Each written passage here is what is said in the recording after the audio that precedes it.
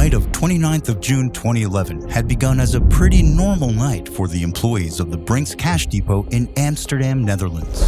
However, this seemingly normal night would suddenly change into a historical one that witnessed the heist of over 12 million euros by a heavily armed gang.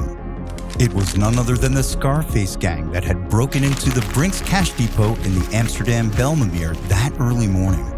What would follow is one of Amsterdam's wildest heists, as the burglars shot at the police and burned over 6 million euros while trying to escape.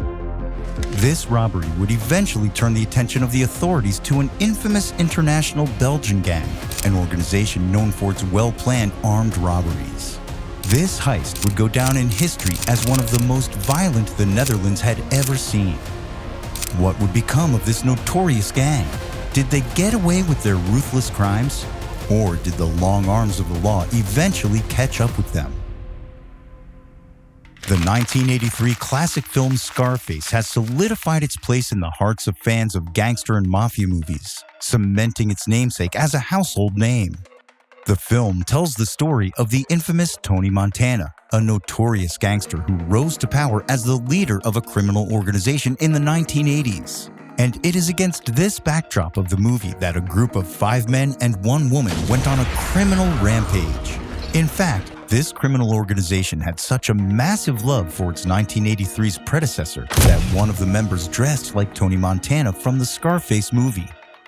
Even though this gang is believed to have emerged from Belgium, they were renowned for robberies in Germany, the Netherlands, and even France, eventually earning them the label of an international criminal organization. Have you ever found yourself blown away by the composure and efficiency displayed by robbery gangs in movies? Well, no matter how organized you think these fictional gangs are, the Scarface Gang beats it on so many levels. The Scarface Gang had a unique way of operation which naturally set them apart from the rest. From top-notch assault weapons to fast getaway cars, the gang displayed a high level of efficiency and employed a consistent mode of operation. The plan was usually simple. The gang would gain entry to their chosen location by placing explosives on an access point, and then neutralize any resistance with automatic gunfire. Then they proceeded to empty whatever cash reserve they found. Finally, they would flee in high-speed cars, leaving behind injured victims and sometimes even part of their loot.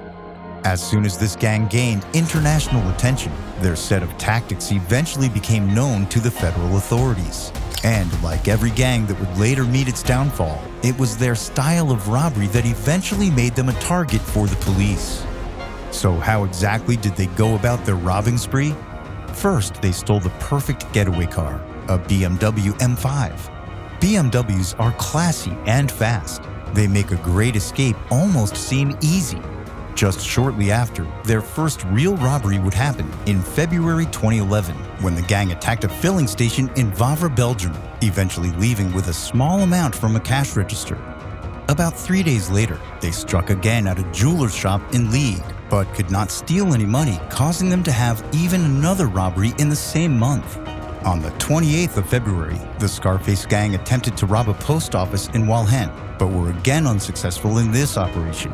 They tried cracking the window with a rock and firing their guns, but the window wouldn't give in, so they had to flee the scene. Less than 2 weeks later, they wreaked havoc on a hotel in Mechelen, successfully carting away with just a small amount from the cash register, only because the safe that they were after was set to a timer they couldn't crack. But after 4 robberies with little to no success, it was clear that the gang needed to up their game, because what is the point of being a robber if you can't have a successful heist? As expected, the gang went back to the drawing board to strategize. Eventually, it would appear like they had mastered the art of stealing, as the robberies that followed were violent and more sophisticated.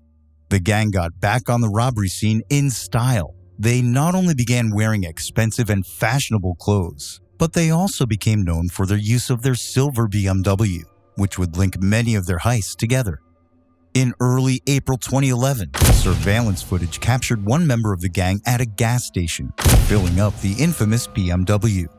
The individual, who appeared to be of Mediterranean descent, looked as though they had just stepped off a film set with their French-speaking demeanor and style reminiscent of Tony Montana's character in the movie Scarface. He even had a matching haircut.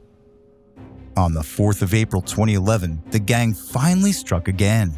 During the daring and violent heist at the cash handling company Secure Cash in Rotterdam, the robbers used explosives to gain entry to the building, severely wounding 2 fleeing employees in the process. The gang then fled the scene in a pair of vehicles, leading the police on a high-speed chase down the highway. Despite the efforts of law enforcement, the gang managed to evade capture, going so far as to burn their BMW M5 on a road close to Brussels a few days later. But this wasn't a permanent disappearance. Barely a week later, the gang again broke into a cash handling company called Loomis, located in Valence, France. Even though this was a different territory, the gang maintained a similar approach, eventually escaping with 2 million euros.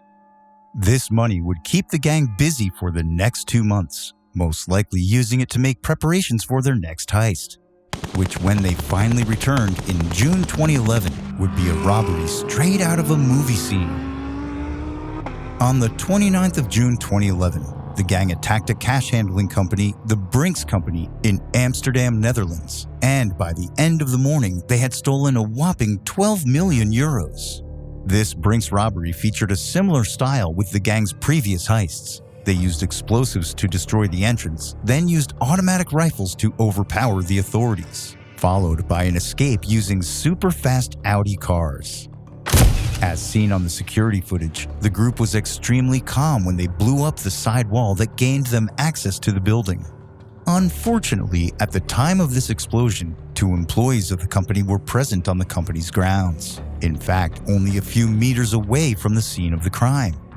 These Brink employees then decided to hide and notify the authorities.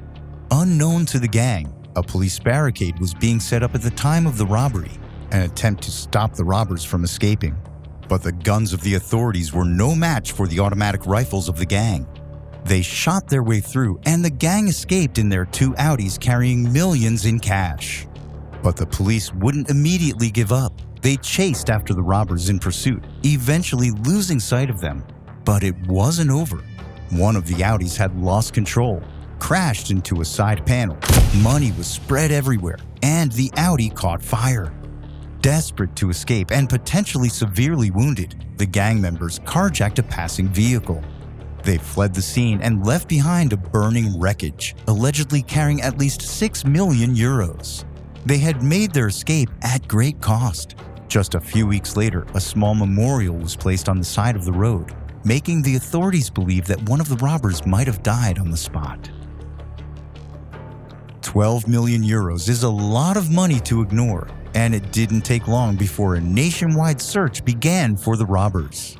In fact, federal authorities placed a bounty of 15,000 euros on their heads in the hopes that civilians with valuable information would step forward.